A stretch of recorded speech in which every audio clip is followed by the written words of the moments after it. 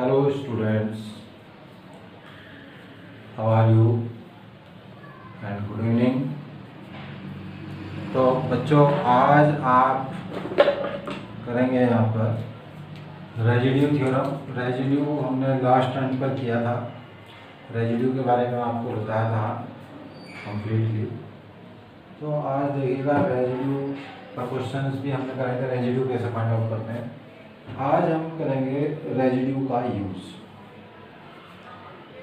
तो हम कैसे मतलब रेजिड्यू की हेल्प से, with the help of residue, how to find the value of any integration, किसी इंटीग्रल की value with the help of residue कैसे फाइंड आउट करते हैं, ये आज आपको बताएं।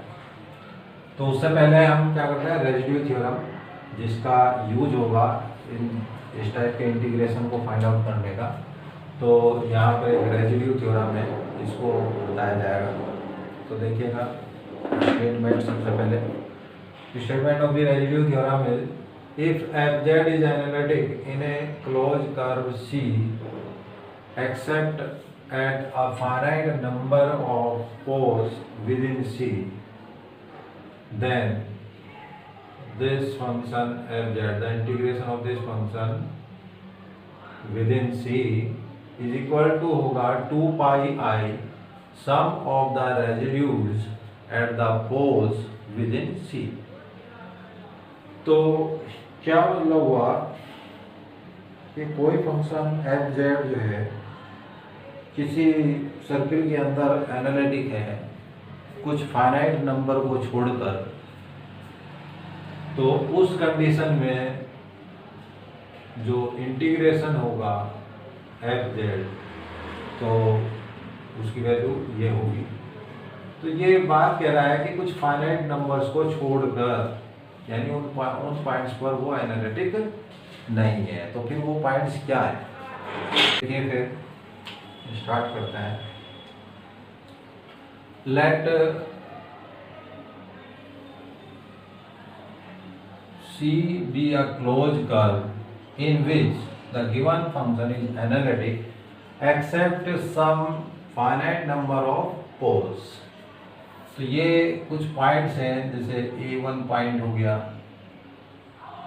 A2 पॉइंट हो गया, A3 पॉइंट हो गया, ऐसे ही बहुत सारे पॉइंट्स हैं, समझ लीजिए।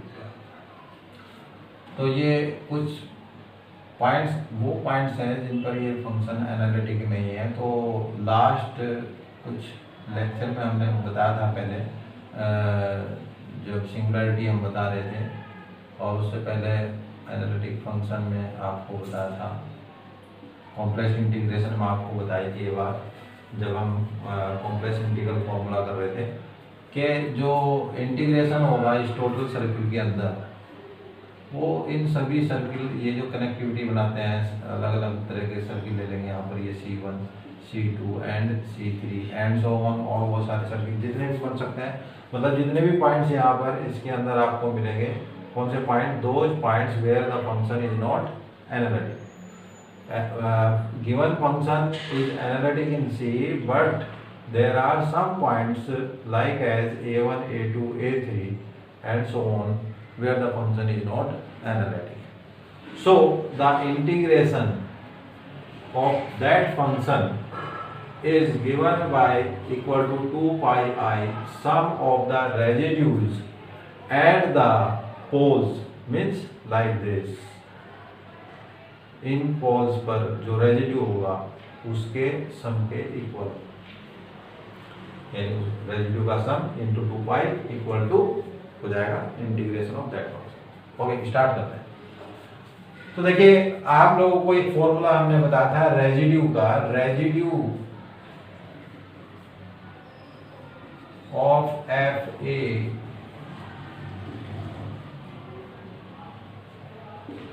एफ ए से मतलब यहाँ पर है of F Z at Z tends to A equal to, हमने ये फॉर्मूला आपको बताया था 2 pi I integration in a circle C F Z D Z. तो that is the formula for residue. तो यहाँ अब आप देखिए डिफरेंट पॉइंट पर A1 पर residue, this residue at Z tends to A1, this is FA1 या residue FA1 कह सकते हैं आप, सिंपली ऐसे लिखते चले जाओ, रेजिड्यू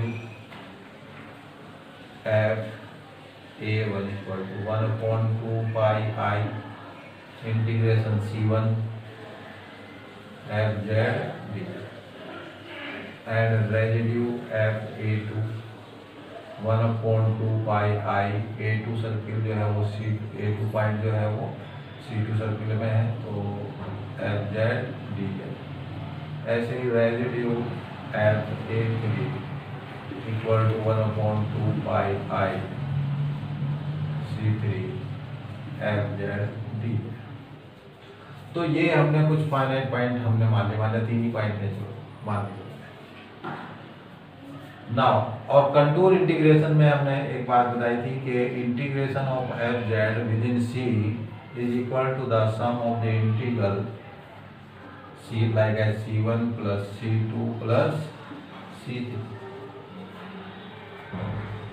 ये मल्टी कनेक्टेड रीजन के लिए हमने आपको बताया कि ये इक्वल टू होता है dz dz dz। ओके, तो अब आप देखिए यहां से इस इंटीग्रेशन की वैल्यू आपको चाहिए तो what is this,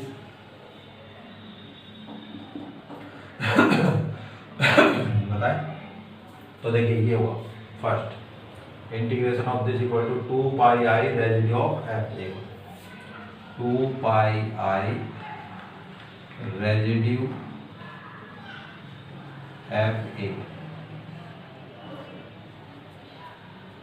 plus again 2 pi I residue FA2 and 2 pi I residue FA। तो 2 पाई I कॉमन ले लीजिएगा, ब्रैकेट में क्या हो जाएगा, residue of FA1 residue of FA2 residue, that means sum of the residue, sum आ गया सबका, sum of the residues at the poles, यानी कौन से पोल्स हैं, एट द फाइनाइट पोल, या लिख लीजिए सीधा सीधा at poles within C। ये सभी पोल्स कहाँ पर हैं, C के अंदर हैं, विद इन C।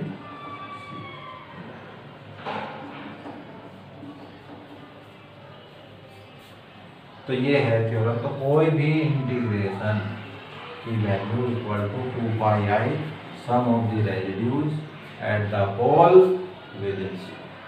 ओके, तो ये इंटीग्रल आपको गिवन होगा जिसकी वैल्यू आपने फाइंड करनी होगी।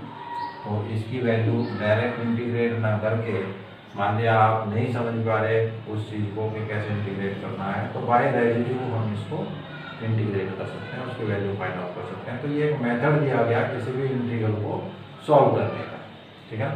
अब ये किसके लिए है, ये कॉम्प्लेक्स इंटीग्रेशन होता है और किसी भी एनालिटिक फंक्शन के लिए होगा।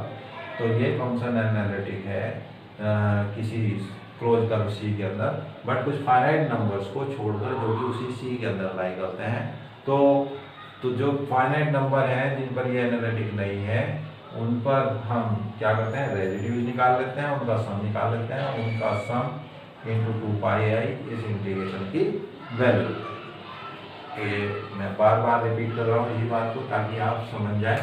तो ये रेजिड्यू थ्योरम है, तो अच्छी थ्योरम है, बहुत इम्पोर्टेंट है क्योंकि क्वेश्चन इसी से होंगे थ्योरम के द्वारा ही। अब देखें कैसे।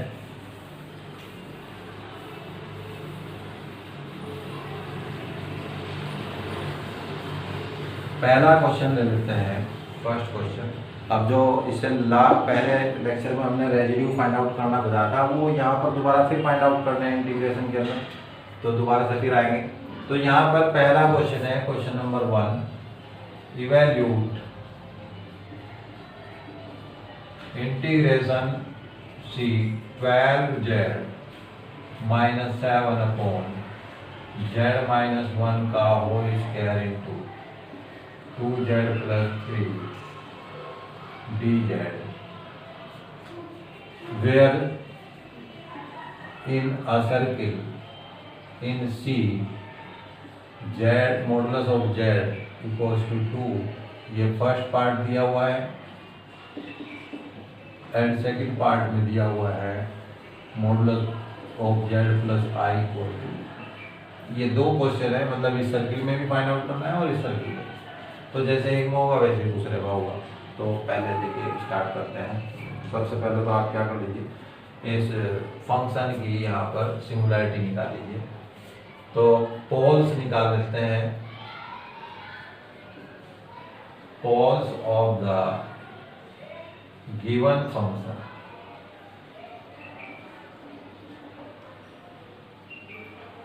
z माइनस 1 का square into 2z plus 3 equal to 0। तो हमने बताया कि डिनोमिनेटर को 0 लेकर पोल्स निकल जाते हैं, तो जिससे कि वैल्यू आएगी z इक्वल टू 1 एंड 1। यहाँ पर एक 2d स्क्वायर है तो 2 डबल पोल हो गया। तो ये z equal to 1 is a pole of order 2 लिख सकते हैं। एंड सेकेंड वैल्यू है z is equal to minus 3/2। तो ये दो वैल्यू है, तो इन दोनों वैल्यूज पर अब हम रेसिड्यू निकालेंगे। लेकिन दोनों वैल्यू पर निकालना है या एक पर निकालना है, ये डिपेंड करता है कि क्या ये पोल्स जो है उस सर्किल के अंदर लाई करते हैं। तो सबसे पहले आप ये सर्किल बना लीजिए, ये है circle. Modulus z equal to 2 का मीनिंग होता है सेंटर उसका 0 0 है और रेडियस उसकी 2 है, तो यहाँ पर ये 2 है। तो ये हमारे पास सर्किल है। अब z इक्वल टू 1 1 तो ये हो गया, तो ये लाई कर दिया इसके अंदर। z इक्वल टू माइनस 3/2 यानी 1.5 माइनस में ये भी लाई कर सकता है इसके अंदर। तो ये दोनों पॉइंट इस सर्किल के अंदर लाई कर गए माइनस 3/2 एंड 2 1। तो दोनों पोल्स पर अब हमें रेसिड्यू निकालना पड़ेगा।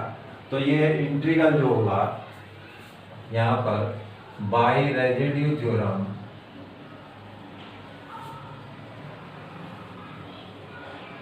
the integration which is given 12z minus 7 upon z minus 1 का whole square into 2z plus 3 dz is equal to,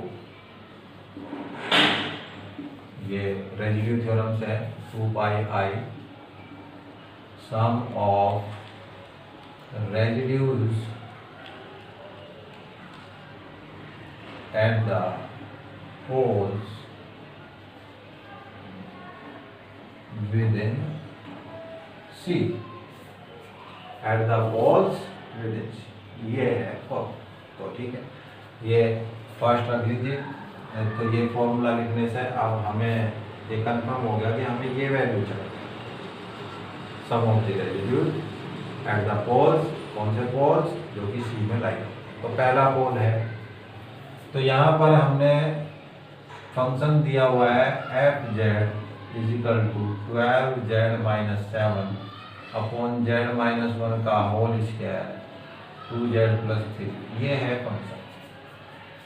तो पहला पोल है z इक्वल टू 1। तो z इक्वल टू 1 इसका क्या है? सेकेंड ऑर्डर का पोल है। जब भी एक से अधिक ऑर्डर का पोल होता है तो उस पॉइंट पर हम रेसिड्यू कैसे फाइंड करते हैं, कल हमने आपको बताया।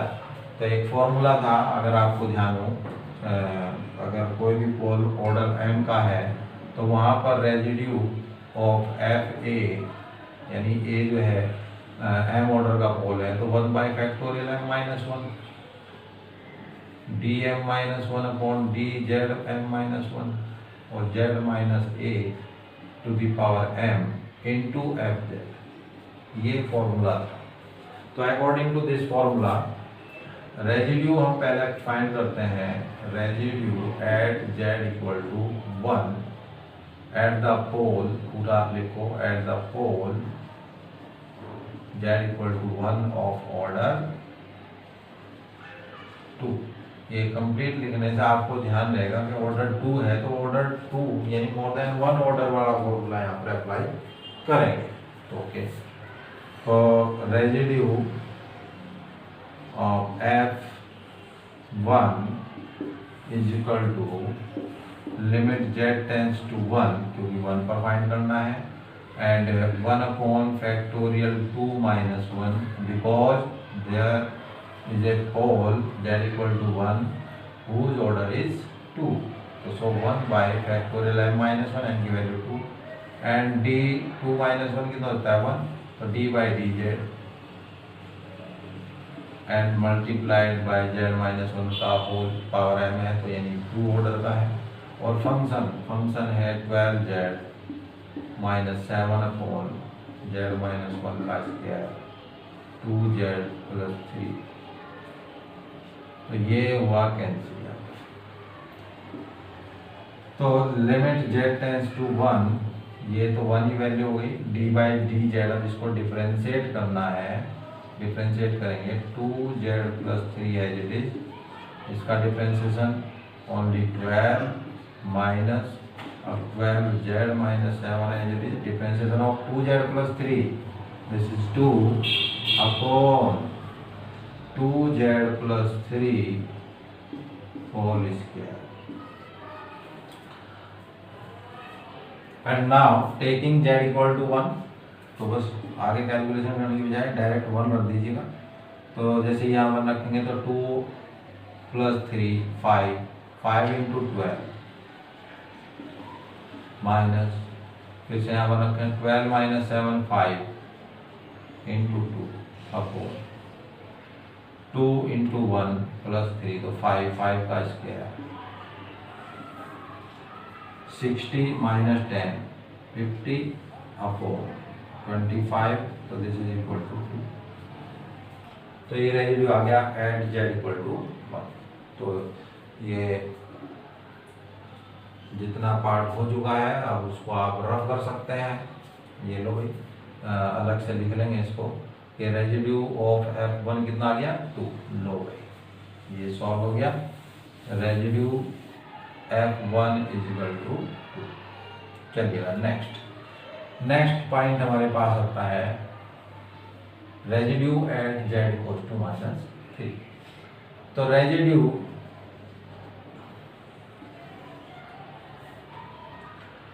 किस पर f minus 3 by 2, f minus 3 by 2 का मतलब है at z equal to minus 3 by 2। तो ये limit z tends to minus 3 by 2।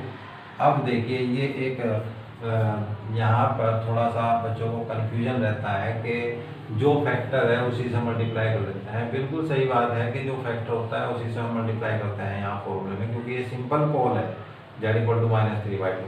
लेकिन ये फ्रैक्शनल वाला है तो उसमें कैसे करते हैं multiply.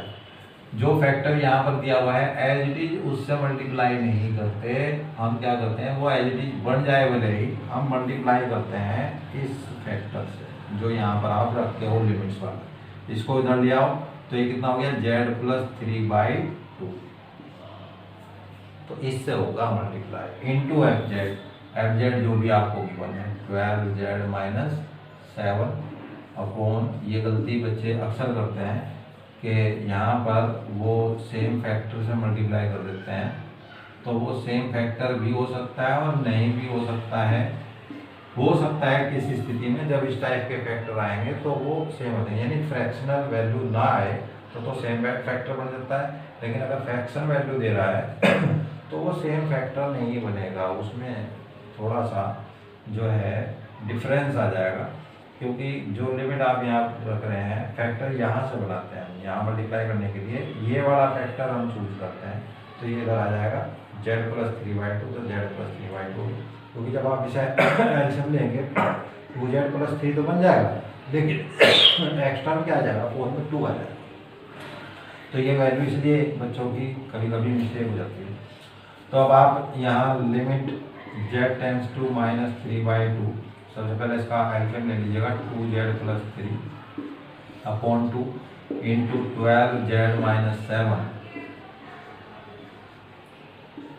Divided by Z minus one का whole square into 2z plus, ये कैंसिल हो जाएगा, कैंसिल आउट किया। अब आप वैल्यू रख लीजिएगा। चलिए वैल्यू रखते हैं, जेड इक्वल टू -3/2, यहाँ पर रखेंगे 12 इंटू -3/2 -7 अपॉन 2, तो as it is -3/2 -1 whole square, और बस आगे तो कुछ बचता नहीं है, तो ये वैल्यू आपको मिलेगी 2 से कैंसिल कर लीजिए, 6 -18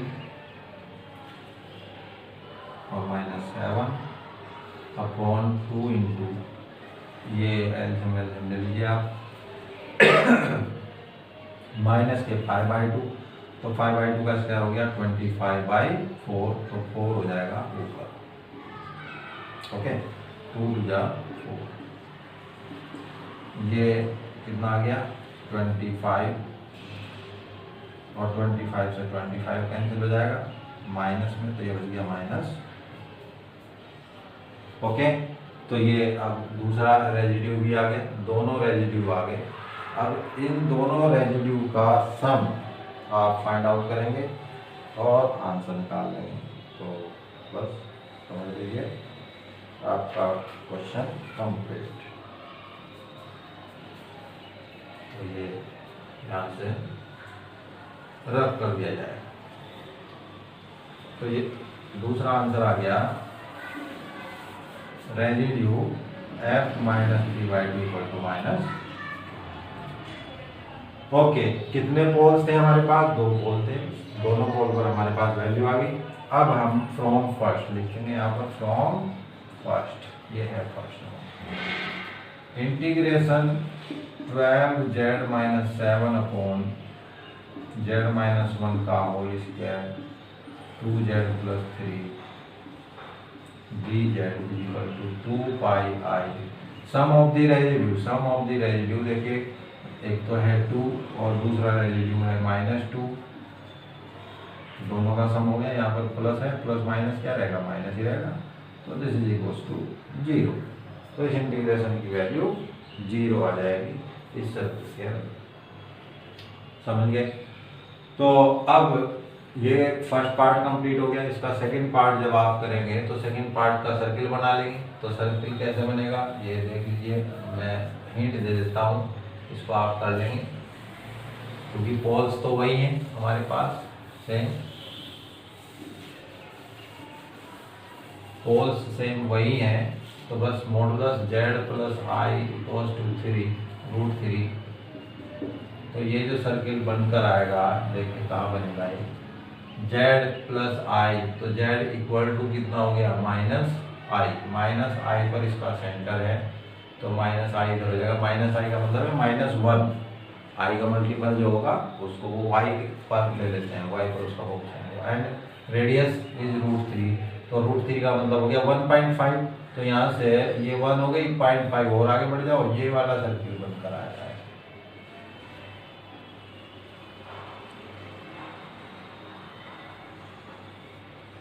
ये है वो सर्किल। अब पोल हमारे पास थे z इक्वल्स टू 1 एंड -3/2। तो z इक्वल टू -3/2 जो है, तो ये तो 1.5 हो जाएगा। अब देखिए, जब ये रेडियस 1.5 है तो ये वैल्यू 1.5 नहीं हो सकती, ठीक है ना, बात समझ में आ गई?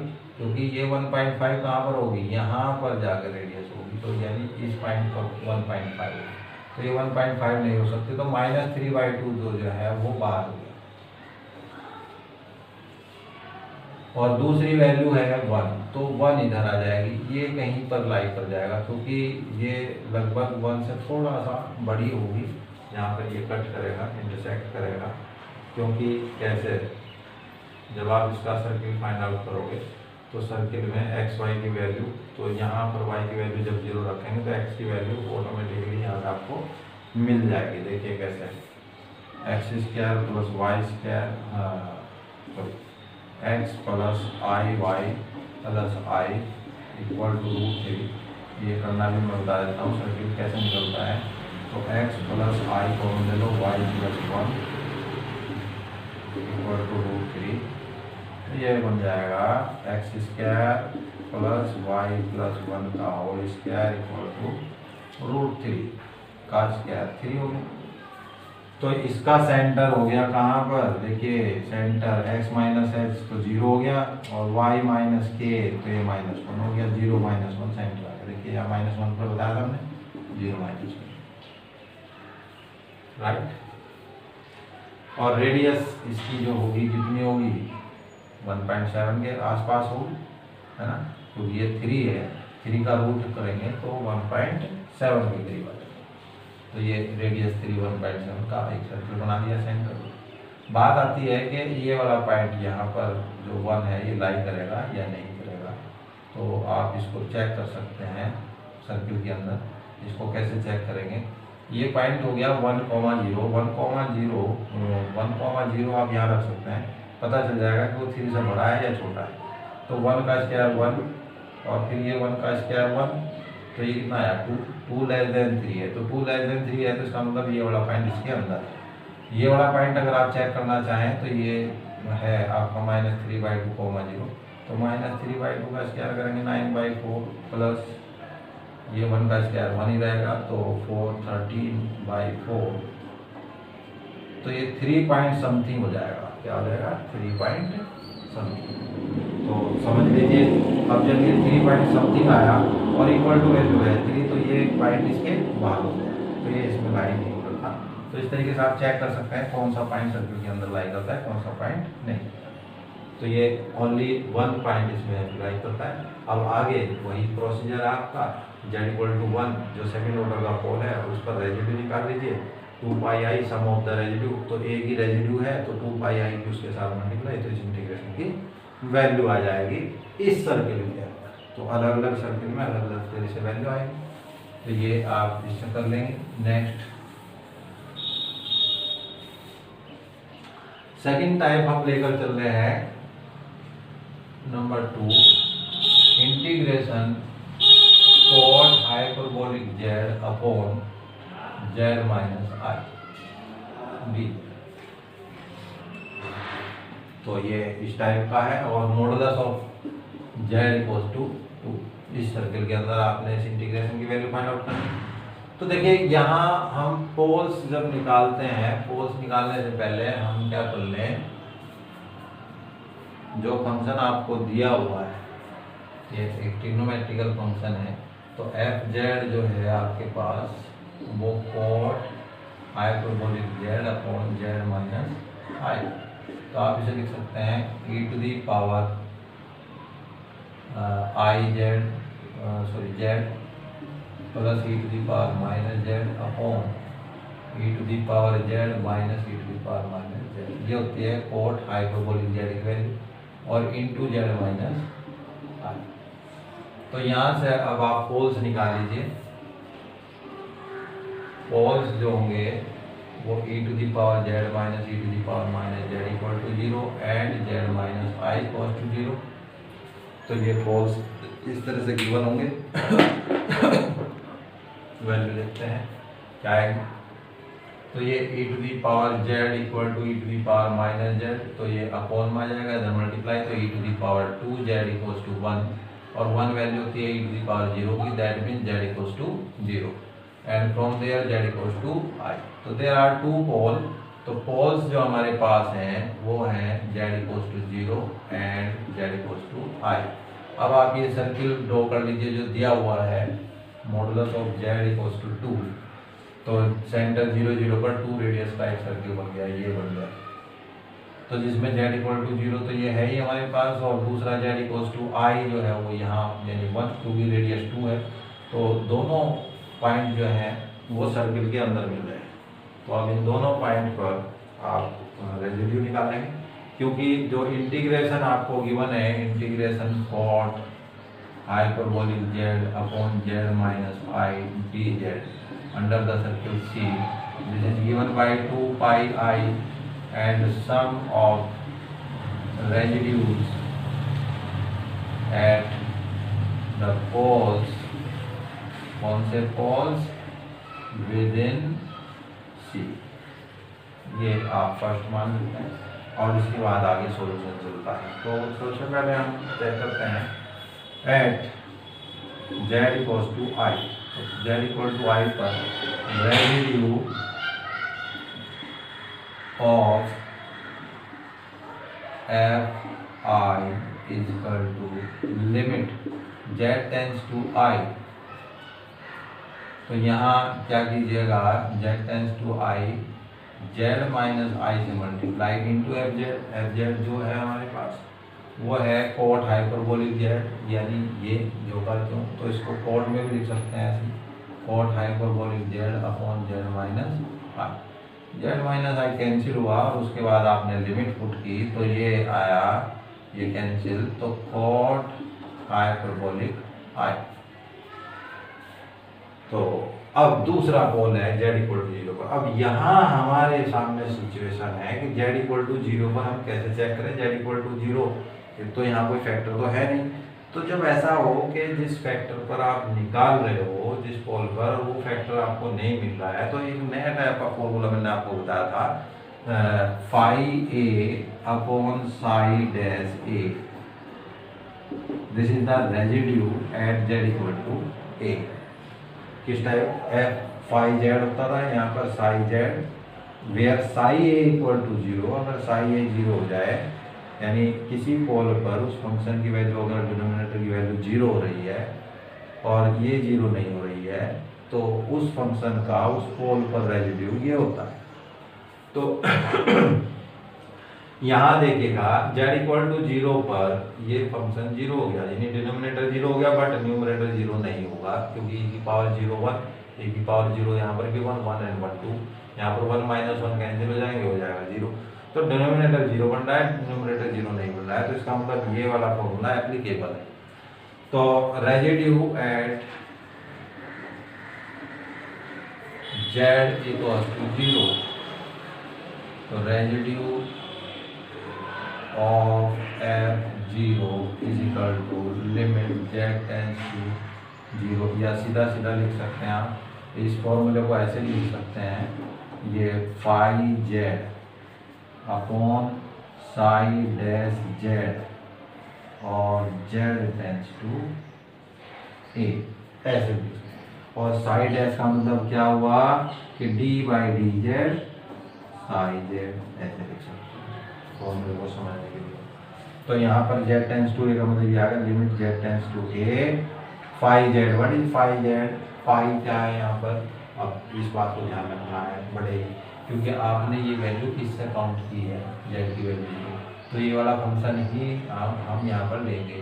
और 0 कौन सा बन रहा है, ये फंक्शन बनता है, तो ये वाला फंक्शन पहुँच जाएगा ऊपर। तो इसको लिखेंगे कैसे, e to the power z plus e to the power minus z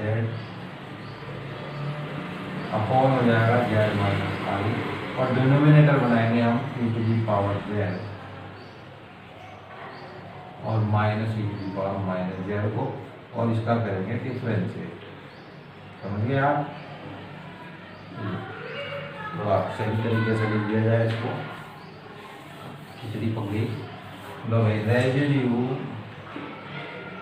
of f0 equal to, ऐसे यहाँ ब्रैकेट में ले लीजिएगा, phi Z. What is phi Z, phi Z है this function is phi e to the power Z plus e to the power minus Z. जो 0 नहीं हो रहा है वो फाई जेड है, Z minus phi upon D by D Z of psi Z, और psi Z वो function है जो 0 हो रहा है, e to the power z minus e to the power minus z, इस पर एट जेड इक्वल्स टू 0। तो बस, तो फिर ठीक है, अब आप इसको कर लीजिए, e to the power Z plus e to the power minus Z upon Z minus I, तो एज इट इज, और इसका differentiation e to the power Z, और माइनस में आ जाएगा तो minus minus plus e to the power minus Z, और ये हो गया कैंसिल।